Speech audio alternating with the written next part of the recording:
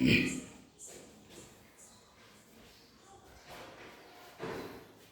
dear students, now we are going to continue the lesson, the garden. We know very well in previous class, the followers of Tamanna, they have given him so many advices to give a punishment to his rivalry Basavaya. We know some are advised to go court of law, some are there for the police with the help of police, or some the local rowdies. Anyhow, now the Tamanna was in search of a method that could annihilate Basavaya completely. Tamanna decided, don't give a temporary punishment to the Basavaya. So his ambition is that he wanted to give such a punishment, that punishment should annihilate Basavaya completely. This was the main idea of Tamanna. So he rejected all his followers' advice. Then he elected the suitable idea which hit in his mind, that he wanted to annihilate Basavaya completely. Then what was that idea which makes him to destroy completely? There is one idea is that he started composing all his experiences. So look at here. He means here Tamanna. Tamanna started composing all his experiences in the form of ballads and singing them. So he started writing the poems. In the form of the ballad, he started singing them. There is main subject is there. The subject of what was all his experiences were included in the poem. Then later on, we come to know such a rivalry between Tamanna and Basavaya started moving away from things that were visible towards an invisible abstract domain. See, earlier we know it is a competition between them, it is a physical competition. But now such type of the competition is moving in a different way. What was the way is that it were in the visible towards an invisible, then abstract domain. So the rivalry is there, but it is in a hidden form. Tamanna started hating Basavaya, but he don't wanted to give physical punishment to him. He wanted to give him a mental punishment. So this is a major punishment. It could annihilate Basavaya completely. This is the word Tamanna, that search. ನೋಡಿ ಏನು ಮಾಡ್ತಾನೆ ಅಂದರೆ ತಮ್ಮನ್ನ ಬಸವಯ್ಯನನ್ನ ಸಂಪೂರ್ಣವಾಗಿ ಏನಪ್ಪಾ ಅಂದ್ರೆ ಮಾನಸಿಕವಾಗಿ ಕುಗ್ಗುವಂತಹ punishment ಕೊಡುವಂತ ವಿಚಾರಕ್ಕೆ ಬರ್ತಾರೆ. ಕೇವಲ ದೈಹಿಕ ಪನಿಷ್ಮೆಂಟ್ ಕೊಟ್ಟರೆ ಏನಾಗುತ್ತೆ, ಶಿಕ್ಷೆ ಕೆಲವೇ ಮಾತ್ರ ದಿನಗಳವರೆಗೆ ಇರ್ತದೆ. ಯಾವಾಗ ಅವನಿಗೆ ಮಾನಸಿಕವಾದಂಥ ನೋವು ಕೊಟ್ಟರೆ ಅದು ಶಾಶ್ವತವಾಗಿ ಅವನ ಹತ್ರ ಇರ್ತದೆ ಅನ್ನುವಂಥ ಉದ್ದೇಶದಿಂದ ಇಲ್ಲಿ ಬಸವಯ್ಯ ಏನು ಮಾಡ್ತಾನೆ ಅಂತಂದಾಗ, ಈ ಆತನ ಎಲ್ಲ ಎಕ್ಸ್ಪೀರಿಯನ್ಸ್ಗಳನ್ನು ಬಸವಯ್ಯ ಏನು ತಮ್ಮನ್ನ ಮಾಡಿದರೋ ಆ ಎಲ್ಲ ಎಕ್ಸ್ಪೀರಿಯನ್ಸ್ಗಳನ್ನ ತಮ್ಮನ್ನ ಒಂದು ಕವನಗಳ ರೂಪದಲ್ಲಿ ಏನು ಮಾಡ್ಲಿಕ್ಕೆ ಅಂದ್ರೆ ಬರೆದಿಡ್ಲಿಕ್ಕೆ ಶುರು ಮಾಡ್ತಾನೆ. ಮತ್ತೆ ಅವುಗಳನ್ನ ಹಾಡಲಿಕ್ಕೆ ಶುರು ಮಾಡ್ತಾನೆ. ಯಾವಾಗ ಇದು ಏನಾಗುತ್ತೆ ಅಂತ ವೈರತ್ವ ಏನಾಗುತ್ತೆ ಅಂದ್ರೆ, ಒಂದು ಮೇಲ್ಮುಖದಲ್ಲಿ ವೈರತ್ವ ಇರ್ತದೆ, ಹಾಗೆ ಆಂತರಿಕವಾಗಿ ಮತ್ತೆ ಯಾರಿಗೂ ಕಾಣಿಸದ ರೀತಿಯಾದಂತಹ ವೈರತ್ವವು ಹಲವಾರು ಭಾಗಗಳಲ್ಲಿ ಏನಪ್ಪ ಅಂದ್ರೆ ಡಿವೈಡ್ ಆಗಿ ಹೋಗ್ತದೆ. ಆದರೆ ವೈರತ್ವ ಮಾತ್ರ ಇತ್ತು. ಇನ್ನೂ ವೈರತ್ ಅವರಿಬ್ಬರದಲ್ಲಿ ಮುಗಿಲಿಲ್ಲ, ಇನ್ನೂ ವೈರತ್ ಇರ್ತಾರೆ. ಅವಾಗ ಏನಾಗ್ತದೆ, ಇಂಥ ಯಾವ ರೀತಿಯಾದಂತಹ ಹಾಡುಗಳಿದ್ದು ತಮ್ಮನ ಬಹಳಷ್ಟು ಏನಪ್ಪ ಅಂದ್ರೆ ಚಾಣಕ್ಯ ವ್ಯಕ್ತಿ ಇರ್ತಾನೆ. ತಮ್ಮನ ವಾಸ್ ವೆರಿ ಕ್ಲೆವರ್.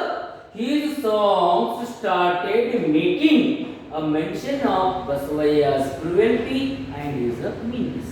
ನೋಡಿ ಯಾವ ವಿಚಾರದಿಂದ ಏನಪ್ಪ ಅಂದ್ರೆ ಕೂಡಿರ್ತಾವೆ ಎಲ್ಲ ಪದ್ಯಗಳು ಅಂತಂದ್ರೆ, ಬಸವಯ್ಯನಲ್ಲಿರುವಂತಹ ಸ್ವಾರ್ಥ ಆಗಿರ್ಬೋದು, ಆತನಲ್ಲಿರುವಂತಹ ಕೆಟ್ಟ ಬುದ್ಧಿಗಳ ಬಗ್ಗೆ ಏನಪ್ಪ ಅಂದ್ರೆ ಆತ ಬರೀತಾನೆ. ಈಗ ನೋಡ್ರಿ, ಭೈರವಂತ ಕೇವಲ ಅವರಿಬ್ಬರ ಮಧ್ಯದಲ್ಲಿ ಇರ್ತದೆ. ಅವಾಗ ಬಸವಯ್ಯನ ದುಷ್ಟತನ ಏನಾಯಿತು ಅಂದರೆ ಆ ಪುಸ್ತಕಗಳ ಮೂಲಕ ಎಲ್ಲ ಕಡೆ ಪ್ರಚಾರ ಆಗಲಿಕ್ಕೆ ಶುರು ಮಾಡಿ. See this is a what Thammanna wanted to destroy him completely. ಈ ರೀತಿಯಾಗಿ ಅವನನ್ನು ನಾಶ ಮಾಡಬೇಕಂತಿರ್ತಾನೆ. ಕೇವಲ ಒಬ್ಬರಿಗೆ ಮಾತ್ರ ಗೊತ್ತಾಗೋದು ಬೇಡ, ಅವನು ಎಂಥ ದುಷ್ಟ ವ್ಯಕ್ತಿ ಅದಾನ ಅಂತಂದಾಗ ತಮ್ಮನ ಪುಸ್ತಕಗಳನ್ನು ತೆಗೆದುಕೊಂಡು ಹೋಗಿಂತ ಪ್ರತಿಯೊಬ್ಬರಿಗೂ ಗೊತ್ತಾಗ್ತಾ ಇತ್ತು ಬಸವಯ್ಯ ಒಬ್ಬ ಅತ್ಯಂತ ದುಷ್ಟ ವ್ಯಕ್ತಿ ಅಂತ. ಈ ವಿಚಾರವನ್ನು ಎಲ್ಲ ಕಡೆ ಹಬ್ಬಲಿ ಅನ್ನೋ ದೃಷ್ಟಿಯಿಂದ ಏನು ಮಾಡ್ತಾನೆ, ಇಲ್ಲಿ ತಮ್ಮನ್ನ ಕವನಗಳನ್ನು ರಚನೆ ಮಾಡ್ತಾನೆ. So his main subject is that Basavayya's cruelty and his weakness. ಹಾಗಾದ್ರೆ ಬಸವಯ್ಯ ಸುಮ್ಮನೆ ಕೊಡ್ತಾನೇನ್ರಿ? Basavayya didn't sit silent. So he tried to sing a song, he tried to compose a ballads, but he could not. ಬಸವಯ್ಯನು ಸಹ ಏನ್ ಮಾಡ್ತಾನೆ, ತಾನು ಕವನಗಳನ್ನು ರಚನೆ ಮಾಡಬೇಕು, ತಮ್ಮನ ವಿರುದ್ಧವಾಗಿ ಮಾತಾಡಬೇಕು ಅಂತ ವಿಚಾರ ಮಾಡ್ತಾನೆ. ಕವನಗಳನ್ನು ರಚನೆ ಮಾಡ್ಲಿಕ್ಕೆ ಆಗೋದಿಲ್ಲ, ಅವನಿಗೆ ಹಾಡ್ಲಿಕ್ಕೂ ಆಗೋದಿಲ್ಲ. Basavayya didn't get success in that form. Then what did he do? ಅವಾಗ ಏನ್ ಮಾಡ್ತಾನೆ? Then he concentrate more and more on his agriculture. Then when he was, that this fellow was concentrating more on his agriculture, ತಮ್ಮನ didn't notice it. ತಮ್ಮನ ವಿಚಾರಣೆ ಮಾಡೋದು, ನಾವು ಎಷ್ಟಾದ್ರೂ ಒಕ್ಕಲ್ತನ ಮಾಡಲಿ, ಏನಾದರೂ ಬೆಳಿ, ತಮ್ಮನ ಅವನ ಕಡೆ ಒಂದು ಕ್ಷಣನೂ ನೋಡಿಲ್ಲ. ಹಾಗಾದ್ರೆ ತಮ್ಮನ ಏನ್ ಮಾಡ್ಲಿಕ್ಕತ್ತ? ದೆನ್ ತಮ್ಮನ್ನ day by day what happened? So by this type of the anger that Basavayya encroached more and more into Tammana's land. ಎಲ್ಲ ಏನಪ್ಪ ಅಂದ್ರೆ ಆತನ ಹೊಲವನ್ನು ಆತ ಕಸ್ಕೊಳ್ಳಿಕ್ಕೆ ಶುರು ಮಾಡ್ತಾನೆ. more and more he encroached the Tammana's land. No response from the ತಮ್ಮನ ಕಡೆಯಿಂದ ಯಾವುದೇ ರೀತಿಯಂಥ ಪ್ರತಿಕ್ರಿಯೆಗಳು ಬರಲಿಲ್ಲ. ಬಸವಯ್ಯ ಅದನ್ನು ಎಕ್ಸ್ಪೆಕ್ಟೇಷನ್ ಮಾಡ್ತಾ ಇದ್ದ, ಏನಾದರೂ ತಮ್ಮನ ಜಗಳಕ್ಕೆ ಬರ್ತಾನೇನೋ, ಅವಾಗ ಏನಾದರೂ ತಮ್ಮನಿಗೆ ನಾನು ಹಾನಿ ಮಾಡಬೇಕಂತ ವಿಚಾರ ಮಾಡಿಕೊಂಡಿರ್ತಾನೆ ಬಸವಯ್ಯ ಅನಿವಾರ್ಯ ಆಗ್ತದೆ, ಹೆಂಗಾದ್ರೂ ಮಾಡಿ ತಮ್ಮನ ಎಲ್ಲವನ್ನ ಹಣವನ್ನ ದೋಚಬೇಕು ಅಂತ ತಿಳ್ಕೊಂಡು ತಮ್ಮನ ಹತ್ರ ಇರುವಂತ ಎಲ್ಲ ಆಸ್ತಿಗಳನ್ನ ಏನ್ ಮಾಡ್ಲಿಕ್ಕತ್ತಾನಂತ ಮುಟ್ಟುಗೋಲು ಹಾಕ್ಲಿಕ್ಕೆ ಶುರು ಮಾಡ್ತಾನೆ. By the anger, Basavayya encroached more and more into Tammana's land. ನೋಡಿ, ಎಲ್ಲ ಏನಪ್ಪ ಅಂದ್ರೆ ಬಸವಯ್ಯ ತಮ್ಮನನ್ನ ಏನಪ್ಪ ಅಂದ್ರೆ ಭೂಮಿಯನ್ನ ಅಂತ ಎನ್ಕ್ರೋಚ್ ಮಾಡ್ಕೊಂಡ. Then what happened? Tammana didn't notice it. He didn't bother. He concentrated to write the poems. For that result, Tammana was felicitated as the best poet of his times. ಆ ಸಮಯದಲ್ಲಿ ತಮ್ಮನ ಒಬ್ಬ ಶ್ರೇಷ್ಠವಾದಂಥ ಕವಿ ಆಗ್ತಾನೆ. He was recognized the best poet. ನೋಡಿ, best poet ಅಂತ ಅದ. So many critics started criticizing his books. So many poets translated all his poems within that other languages. Those small poets also became participated in the name of fame of the ತಮ್ಮನ್ನ. ಅವರು ಸಹ ಏನಪ್ಪಾ ಅಂದ್ರೆ ತಮ್ಮನನ್ನಷ್ಟೇ ಏನಪ್ಪಾ ಅಂದ್ರೆ ಅವರು ಸರಿ ಸಮಾನವಾಗಿ ಬೆಳೀಲಿಕ್ಕೆ ಶುರು ಮಾಡ್ತಾರೆ. ತಮ್ಮನ ಕವನಗಳನ್ನು ಅವರು ಭಾಷಾಂತರವನ್ನು ಮಾಡೋದ್ರ ಮೂಲಕ ನೋಡಿ, ಅವೆಲ್ಲವನ್ನು ಬೇರೆ ಬೇರೆ ಭಾಷೆಯ ಲೇಖಕರು ಏನು ಮಾಡ್ತಾರೆ, ತಮ್ಮನ ಏನಪ್ಪ ಅಲ್ಲಿರುವಂತಹ ಕವನಗಳನ್ನು ಬೇರೆ ಬೇರೆ ಭಾಷೆಗಳಲ್ಲಿ ಬದಲಾವಣೆ ಮಾಡಲಿಕ್ಕೆ ಶುರು ಮಾಡ್ತಾರೆ. ತುರ್ಜುಮೆ ಮಾಡಿದಾಗ ತಮ್ಮನ್ನ ಬಿಕಮ್ ಬೆಸ್ಟ್ ಪೋಯೆಟ್. ಆಮೇಲೆ ಕೆಲವೊಂದಿಷ್ಟು ರೈಟರ್ಸ್ಗಳು ಸಹ ಅವರು ಸಹ ಏನಪ್ಪಾ ಅಂದ್ರೆ ಉತ್ತಮವಾದಂಥ ಲೇಖಕರು ಅಂತ ಅನಿಸ್ಕೊಳ್ತದೆ. ಭಾಷಾಂತರ ಮಾಡುವುದರಲ್ಲಿ ಉತ್ತಮವಾದಂಥ ಲೇಖಕರು ಅಂತ ಅನಿಸ್ಕೊಳ್ತದೆ.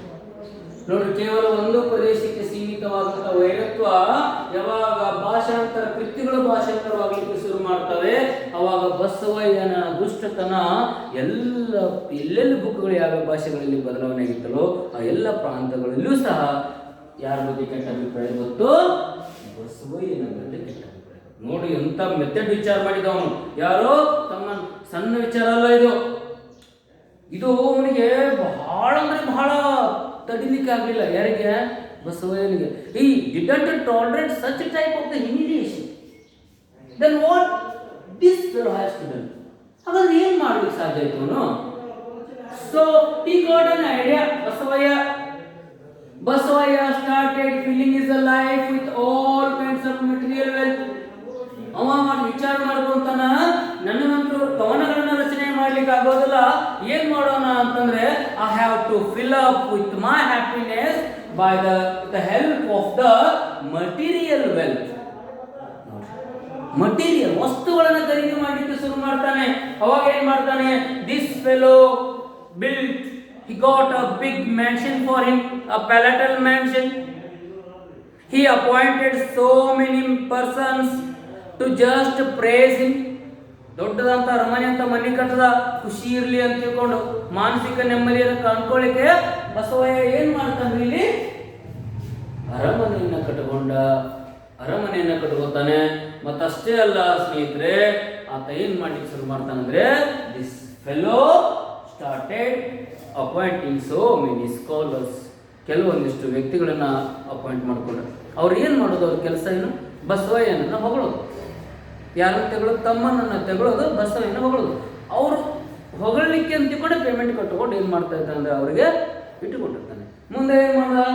he bedecked with the gold, diamonds and precious stones. ಮೈ ತುಂಬಾ ಬಂಗಾರ, ವಜ್ರ, ವೈಡೂರ್ಯಗಳು, ಮುತ್ತು ರತ್ನಗಳನ್ನ ಹಾಕೊಂಡು ಖುಷಿಯಿಂದ ಇರ್ತಾನೆ. ಅಷ್ಟು ಇರೋದ್ರಿಂದ ಏನಪ್ಪಾ ಖುಷಿ ಏನಪ್ಪಾ ಅಂದ್ರೆ ಇರಬೇಕು ಅನ್ನೋ ವಿಚಾರ ಏನಾಗಿತ್ತು ಅಂತಂದ್ರೆ ಇಲ್ಲಿ ತಮ್ಮನ್ನ ಮಾಡ್ತಾರೆ. So this is the what this Basavayya decided. Okay, this fellow was decided to annihilate Basavayya complete. ಆಗ ಏನ್ ಮಾಡ್ತಾನೆ? ಸೊ ಹಿ ಇನ್ವೈಟೆಡ್, ಕೆಲವೊಂದಿಷ್ಟು ಜನರನ್ನ ಇನ್ವೈಟ್ ಮಾಡ್ತಾನೆ. ಯಾರು ಇನ್ವೈಟ್ ಮಾಡಿದ್ರು? ಬಸವಯ್ಯ ಇನ್ವೈಟ್ ಮಾಡ್ತಾನೆ. He invited scholars, poets and musicians to his place. ತನ್ನ ಮನೆಗೆ ಏನ್ ಮಾಡ್ತಾನಂದ್ರ ಕೆಲವೊಂದಿಷ್ಟು ಸ್ಕಾಲರ್ಸ್ ಅನ್ನ ಕರೆಸ್ಕೊಂಡ, ಆಮೇಲೆ ಪೋಯೆಟ್ಸ್ ಅನ್ನ ಕರ್ಕೊಳ್ತಾನೆ, ಆಮೇಲೆ ಮ್ಯೂಸಿಷಿಯನ್ ಅನ್ನ ಕರೆಸ್ಕೊಂಡ. ಇವ್ರೇನ್ ಮಾಡೋದು ಅಂತಂದ್ರೆ ಬಸವಯ್ಯನ ಮನಸ್ಸನ್ನ ತೃಪ್ತಿಯಿಂದ ನೋಡೋದು. ಈ ರೀತಿ ಕೆಲಸವನ್ನ ಏನ್ ಮಾಡ್ತಾನಂದ್ರೆ ಬಸವಯ್ಯ ಬಾಹ್ಯವಾಗಿ ಸಂತೋಷವನ್ನ ಕಾಣಲಿಕ್ಕೆ ನೋಡ್ತಾನೆ. ಯಾವಾಗ ಈತ ಬಾಹ್ಯವಾದಂತಹ ಸೌಂದರ್ಯನ ಕಾಣಿಸ್ಕೊಂಡು ನೋಡ್ಲಿಕ್ಕೆ ಶುರು ಮಾಡ್ತಾನೆ, some people came and who visited his house. ಅವ್ರ ಮನೆಗೆ ಬಂದ ಮೇಲೆ ಕೆಲವು ಜನ ಅಂತ ಇದ್ರು, ಎಲ್ಲ ದೊಡ್ಡದಾದಂಥ ಮನೆಯನ್ನ ಕಟ್ಟಿದ್ದೀರಿ, you have built a big mansion, but still your house looks empty. Sir, ಇನ್ನೂ ನಿಮ್ಮ ಏನಪ್ಪಾ ಅಂದ್ರೆ ಮನೆಯಲ್ಲಿ ಇನ್ನು ಖಾಲಿ ಅನಿಸ್ತಾ ಇದಲ್ಲ ಅನ್ನುವಂಥ ಮಾತುಗಳನ್ನು ಕೆಲವು ಜನ ಆಡ್ತಾ ಇದ್ರು. ಅವನಿಗೆ ಅನಿಸ್ತದೆ ಬಸವಯ್ಯನಿಗೆ, ಇಂಥ ದೊಡ್ಡದಂತ ಅರಮನೆ ಕಟ್ಟಿದ್ರು ಸಹ ಜನ ನನ್ನ ಮನೆಯನ್ನು ಇನ್ನೂ ಹೊಗಳ್ತಾನೆ ಇಲ್ಲ, ಯಾಕೆ ಖಾಲಿಯಾಗಿ ಕಾಣಿಸ್ತಾನೆ? Because there is no books was written by ತಮ್ಮನ್ನ ಬರೆದಿರುವಂತಹ ಯಾವುದೇ ರೀತಿಯಾದಂತಹ ಪುಸ್ತಕಗಳು ಬಸವಯ್ಯನ ಮನೆಯೊಳಗಡೆ ಇರಲಿಲ್ಲ. ಅದಕ್ಕೋಸ್ಕರ ಜನ ಬಂದವರು ಏನಂತ ಆದ್ರು ಅಂದ್ರೆ still his house looks empty and dull. ಅಂದ್ರೆ ವಿಚಾರ ಮಾಡ್ಕೊಡ್ರಿ, ತಮ್ಮನ ಪುಸ್ತಕ ಅಲ್ಲಿ ಇಲ್ಲ ಅಂತಂದಾಗ ಏನಂದ್ರೆ ಅಷ್ಟರೊಳಗಡೆ ತಮ್ಮನ ಬಹಳಷ್ಟು ಶ್ರೇಷ್ಠವಾದಂತ ಏನಪ್ಪ ಅಂದ್ರೆ ಕವಿ ಆಗಿದ್ದಾರೆ. ಎಲ್ಲ ಹೆಚ್ಚು ಕಡಿಮೆ ಎಲ್ಲ ಜನರ ಹತ್ರನೂ ಏನಾಗ್ತಾ ಇತ್ತು ಅಂದ್ರೆ ತಮ್ಮನ ಪುಸ್ತಕಗಳಿದ್ದು, ಆದ್ರೆ ಬಸವಯ್ಯನ ಮಾತ್ರ ಇರಲಿಲ್ಲ. ಹಾಗಾಗಿ ಏನಪ್ಪ ಅಂದ್ರೆ ಆತನ ಮನೆ ಯಾವ ರೀತಿಯಾಗಿ ಕಾಣಿಸ್ತಾ ಇತ್ತು ಅಂದ್ರೆ ಸಂಪೂರ್ಣವಾಗಿ ಖಾಲಿ ರೀತಿಯಾದಂತ ಕಾಣಿಸ್ತಾ ಇತ್ತು. This that Basavaya tried to fill up his happiness with the that by the means of extra, that is called material happiness. ವಸ್ತುವಿನ ಮೇಲೆ ಪ್ರೇಮವನ್ನು ಮಾಡಲಿಕ್ಕೆ ನೋಡ್ತಾನೆ, ವಸ್ತುವಿನ ಮೇಲೂ ಸಹ ಆತನಿಗೆ ಪ್ರೀತಿ ಹುಟ್ಟಲಿಲ್ಲ. ಅರಮನೆಯನ್ನು ಕಟ್ಟಿಸ್ಕೊಂಡ, ಜನರನ್ನು ಅಪಾಯಿಂಟ್ಮೆಂಟ್ ಮಾಡಿಕೊಟ್ಟಾನೆ ಹೋಗಲಿಕ್ಕೆ. ಕವಿಗಳು ಬರ್ತಾರೆ, ತತ್ವಜ್ಞಾನಿಗಳು ಬರ್ತಾರೆ, ಜ್ಞಾನಿಗಳು ಬರ್ತಾರೆ, ಎಷ್ಟೇ ಬಂದರೂ ಸಹ ಬಸವಯ್ಯನಿಗೆ ತೃಪ್ತಿ ಅನ್ನೋದು ಸಿಗಲೇ ಇಲ್ಲ. ಯಾಕಂದರೆ ಅಷ್ಟೊತ್ತಿಗೆ ಆತನ ವೈರಿ ಏನಾಗಿತ್ತು ಅಂದರೆ ಬಹಳಷ್ಟು ಗರಿಷ್ಠ ಮಟ್ಟದಲ್ಲಿ ಬೆಳೆದು ನಿಂತ್ಕೊಂಡು ಬಿಟ್ಟಿದೆ. ಯಾಕಂದ್ರೆ ಬಸವಯ್ಯ ವಿಚಾರ ಮಾಡ್ತಾನೆ, how can I to defeat Thammanna, ತಮ್ಮಣ್ಣನ ನಾನು ಯಾವ ರೀತಿಯಾಗಿ ಸೋಲಿಸಬೇಕು, how can I to destroy Thammanna that in such a way, ಯಾವ ರೀತಿಯಾಗಿ ಅವನನ್ನು ನಾನು ಸಂಪೂರ್ಣವಾಗಿ ವಿನಾಶದ ಅಂಚಿನಲ್ಲಿ ತರಬೇಕು ಅಂತ ತಿಳ್ಕೊಂಡು ಬಸವಯ್ಯ ವಿಚಾರ ಮಾಡ್ತಾನೆ. ಬಸವಯ್ಯ ಮನಸ್ಸಿನಲ್ಲೇ ಕೊಡಲಿಕ್ಕೆ ಶುರು ಮಾಡಿದ. ಒನ್ ಫೈನ್ ಡೇ, ಒಂದು ದಿನ ತಮ್ಮಣ್ಣ ದಟ್ ಫಾಲ್ ಇನ್ ಇಲ್, ನೋಡಿ ಅವನು ಅನಾರೋಗ್ಯದಿಂದ ಬಳಲಿಕ್ಕೆ ಶುರು ಮಾಡ್ತಾನೆ ತಮ್ಮಣ್ಣ. Basavayya came to know this point, ಅವನಿಗೆ ಗೊತ್ತಾಯ್ತು ತಮ್ಮನಿಗೆ ಆರಾಮಿಲ್ಲ ಅಂತೇಳಿ. ಅವಾಗಂತಾನೆ ಅವನು, you can sing, you can write, whatever, if your health is not so good, what those books can help you, those are helpless ಅಂತ ಹೇಳ್ತಾನೆ. ನೋಡಿ ಅವ್ನು ಖುಷಿ ಆಯ್ತು, ತಮ್ಮನಾಗ ಆರಾಮಿಲ್ಲ, ಭಾಳ ಖುಷಿ ಆಯ್ತು ನನಗೆ. ಯಾಕಂದ್ರೆ ನನ್ನ ವೈರಿ ಈಗ ಆರಾಮ ತಪ್ಪು, ಯಾಕಂದ್ರೆ ಈಗ ಭಾಳ ಗರಿಷ್ಠ ಮಟ್ಟದಲ್ಲಿ ಬೆಳೆದಾನ. ಅವ ಅನಾರೋಗ್ಯದಿಂದ ಬಳಲಿಕ್ಕೆ ತನಗೆ ಖುಷಿ ಆಯ್ತು. ಯಾರಿಗೆ? ಬಸವಯ್ಯನಿಗೆ ಆರಾಮಿಲ್ಲ ಅಂದ್ರೆ ಬಹಳ ಖುಷಿ ಆಯ್ತು ಅಂತಾನೆ. This fellow felt so happiness. That what Basavaya's ill health or Tammanna's ill health, Basavaya's wealth. ನೋಡಿ, ತಮ್ಮಣ್ಣನ ಅನಾರೋಗ್ಯ ಬಸವಯ್ಯನ ಸಂಪತ್ತಾಗಿದೆ. ಎಷ್ಟು ಹ್ಯುಮ್ಯಾನಿಟಿಕ್ ಆಗಿದೆ ನೋಡಿ. How this is a way that we are going to interpret such type of the that dialogues here. Tammanna's ill health, Basavayya's wealth. ನೋಡ್ರಿ, ಆತನ ಅನಾರೋಗ್ಯ ಬಸವಯ್ಯನಿಗೆ ಸಂಪತ್ತು ಅಂತ ಅನಿಸ್ತದೆ. ಅಂದ್ರೆ ಇನ್ನೂ ಆತ ಅನಾರೋಗ್ಯದಿಂದ ಹೋಗಲಿ ಅನ್ನೋ ಒಂದು ವಿಚಾರದಲ್ಲಿ ಏನಪ್ಪ ಅಂದ್ರೆ ಇಲ್ಲಿ ಬಸವಯ್ಯ ಕೂತ್ಕೊಂಡಿರ್ತಾನೆ. ಸೊ ಇಂಥ ಅನಾರೋಗ್ಯದ ಪರಿಸ್ಥಿತಿ ಒಳಗಡೆ ಅವರ ಇಬ್ಬರ ಮಧ್ಯದಲ್ಲಿ ವೈರತ್ವ ಯಾವ ರೀತಿಯಾಗಿ ಇನ್ನೂ ಬೇರೆ ಮಟ್ಟದಲ್ಲಿ ಸಾಗುತ್ತದೆ ಅನ್ನೋದನ್ನು ನಾವು ಮುಂದಿನ ವಿಡಿಯೋದಲ್ಲಿ ನೋಡೋಣ.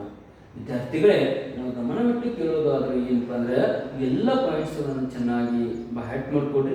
ಇದರಲ್ಲಿ ನಿಮಗೆ ಲಾಂಗ್ ಟರ್ಮ್ ಕ್ವಶನ್ಸ್ಗಳು ಬರ್ತದೆ.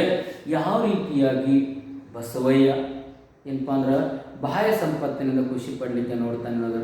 How did Basavayya start to feeling a material wealth and expense, ಅದನ್ನು ಹೇಳ್ಬೋದು. How did Basavayya tried to come out of the humiliation, discuss.